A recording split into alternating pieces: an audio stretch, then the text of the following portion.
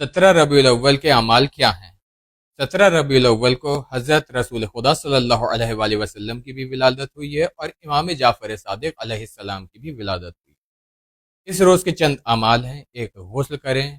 दो, आज के दिन रोज़ा रखने की बड़ी फजीलत है। रिवायत हुई है कि खुदा वंदे आलम इस दिन का रोज़ा रखने वाले को 1 साल के रोज़े रखने का सवाब अता फरमाएगा।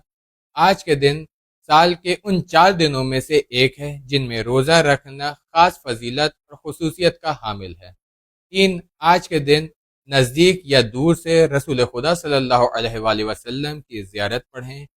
4, जब सूरज थोड़ा बुलंद हो जाए तो 2 रकत नमाज पढ़ी जाएगी, जिसकी नीयत ये होगी कि मैं नमाज पढ़ता हूँ या पढ़ती हूँ 17 रबीउल अव्वल की 2 रकत कुर्बतन इलल्लाह, जिसकी हर रकत में सूरह हमद के बाद 10 मरतबा सूरह कद्र यानी इन्ना अंज़लनाहु फी लैलतुल क़द्र की तिलावत करेंगे और 10 मरतबा सूरह तौहीद की तिलावत करेंगे और फिर नमाज को तमाम करेंगे।